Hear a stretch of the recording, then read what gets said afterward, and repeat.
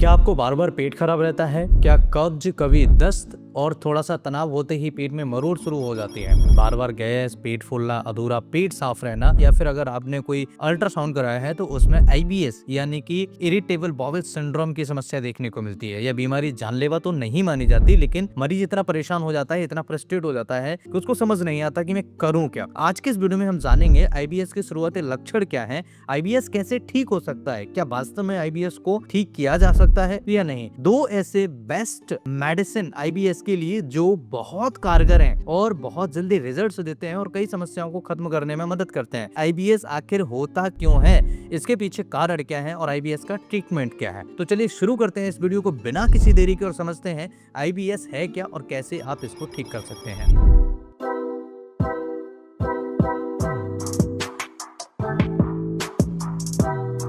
Hello everyone, my name is doctor Loken from Gwalior, Madhya Pradesh. IBS है क्या? What is IBS? आंतों से जुड़ी एक फंक्शनल प्रॉब्लम मानी जाती है। इसमें अक्सर रिपोर्ट्स नॉर्मल होती हैं, लेकिन मरीज की पेट की समस्या जो है लगातार कंटिन्यूअसली परसिस्ट करती है। आंतें ज्यादा सेंसिटिव हो जाती हैं, स्ट्रेस का असर सीधे पेट पर पड़ता है, डाइजेशन इरेगुलर होने लगता है, जिसकी वजह से मरीज इतना परेशान हो जाता है कई बार सुसाइड करने तक की सोचते हैं। लेकिन मैं आपको एक ऐसा उपाय बताऊंगा कि आपको उल्टे सीधे ख्याल अगर आते हैं या फिर आप इस समस्या से बहुत ज्यादा परेशान है तो आप इस उपाय को, इन दो मेडिसिन को जरूर लेना। आपकी समस्या ठीक होना स्टार्ट हो जाएगी और उल्टा सीधा कदम उठाने की अगर सोच रहे हो तो ऐसा कुछ करने की जरूरत नहीं होगी। आईबीएस ठीक हो सकता है। आईबीएस के मरीजों में अलग अलग सिम्टम्स दिखाई दे सकते हैं। कई मरीज ऐसे होते हैं जिनको बार बार गैस बनना, पेट फूलना, टाइट महसूस होना पेट और अनकंफर्टेबल फीलिंग होना, ये कुछ सिम्टम्स होते हैं। कब्ज और दस्त बदल बदल कर होना, यानी कि कई दिन कब्ज रहना फिर अचानक से लूज मोशन हो जाना, ये आईबीएस का संकेत है। पेट में मरोड़ रहना, खासकर स्ट्रेस या खाने के बाद मरीज को तुरंत प्रॉब्लम होता है, यानी कि अभी खाना खाया तुरंत उस मरीज को मोशन के लिए जाना है, तुरंत उस मरीज को दर्द होना स्टार्ट होता है। सुबह उठते ही तुरंत टॉयलेट जाने की अर्जेंसी इतनी होती है कि मरीज को बैठा नहीं जाता। कुछ लोगों में तनाव बढ़ते ही पेट डिस्टर्ब हो जाता है, जैसे ही कुछ बाहर का सोचा विचारा और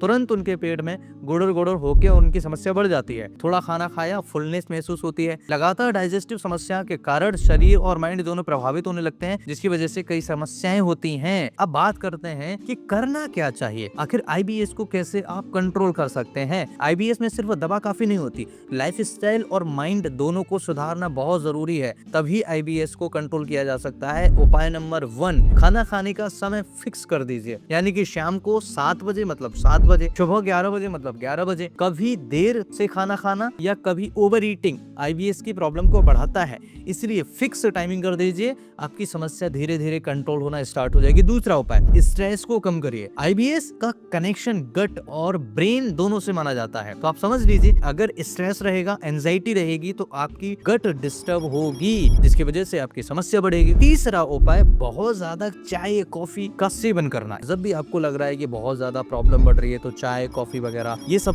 बंद कर दीजिए। और चौथा, बाहर का ऑयली फूड कम कर दीजिए। अगर बाहर का ऑयली फूड कम नहीं कर पा रहे हैं तो आप अपनी समस्या को खत्म ही नहीं कर पाएंगे। कई मरीजों में सिम्टम से ट्रिगर करता है, बहुत सारे ऐसे पेशेंट्स हैं जिनको समस्या बढ़ जाती है। और पांचवा उपाय, धीरे धीरे खाना खाएं, यानी कि एकदम से जल्दी से खाना मत खाइए। जल्दी खाना खाने से हवा पेट में जाती है, जिससे ब्लॉटिंग बढ़ सकती है और उससे भी आपकी समस्या बढ़ जाती है। और छठवा उपाय, पर्याप्त नींद लें। लेट नाइट लाइफस्टाइल डाइजेशन खराब कर सकता है, यानी कि अगर रात के समय में आप खाना खा रहे हैं, कोई टाइमिंग नहीं है और लेट नाइट सोते हैं, तो ये समस्या भी आपके आईबीएस की समस्या को बढ़ाता है। अब बात करते हैं कुछ ऐसे मेडिसिन जो खास करके आईबीएस के लिए बनाए गए हैं और अच्छे तरीके से आईबीएस की समस्या को कंट्रोल करने में मदद करते हैं। पहला मेडिसिन, नक्सोबोमिका। यह रेमेडी उन लोगों में उपयोगी मानी जाती है जिनमें कब्ज, गैस, अधूरा मोशन, स्पाइसी फूड के बाद परेशानी, तनाव, इरिटेबिलिटी जैसे सिम्टम्स दिखाई देते हैं। अगर ऐसे सिम्टम्स हैं तो जरूर लीजिएगा। दूसरा मेडिसिन, लाइकोपोडियम। यह रेमेडी उन मरीजों में उपयोगी मानी जाती है जिनमें बहुत ज्यादा ब्लॉटिंग होता है, थोड़ा खाना खाने पर पेट फूलता है, शाम के समय गैस बढ़ जाती है, डाइजेशन वीक हो जाता है। इस तरह के अगर लक्षण दिखाई देते हैं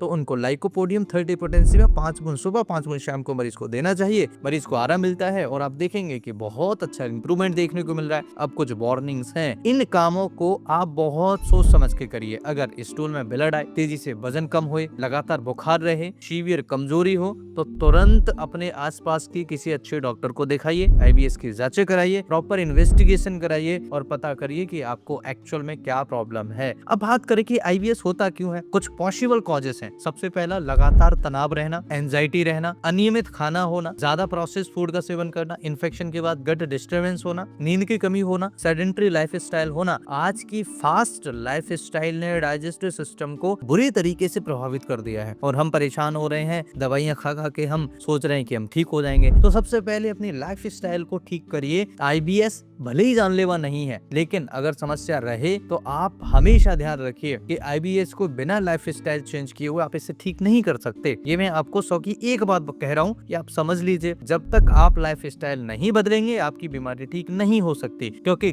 हेल्दी गट का असर पूरे शरीर पर पड़ता है और अगर यही गट अनहेल्दी हो जाए तो आपके पूरे शरीर के सिस्टम को बिगाड़ देता है। तो हमेशा ध्यान रखिए, स्वस्थ रहने के लिए हमें पेट स्वस्थ, इंटेस्टाइन को मस्त रखना बहुत जरूरी है। आईबीएस की समस्या को कंट्रोल करने के लिए 2 मेडिसिन बताया मैंने। कारण समझे, कैसे होता है ये समझा और क्यों होता है ये समझा। ये वीडियो अगर अच्छा लगे तो अपने दोस्तों के साथ जरूर शेयर कर देना। कुछ पूछना चाहे तो कमेंट कर दीजिएगा। अगर आप फिर भी किसी चीज से लेकर के कंफ्यूजन है तो कमेंट सेक्शन खुला है, वहां पर आप मुझे कमेंट कर दीजिए। मैं आपके कमेंट्स का रिप्लाई करने की कोशिश करूंगा। नमस्कार, thanks for watching, have a nice day. स्वस्थ रहिए, मस्त रहिए और मुस्कुराते रहिए। Bye bye.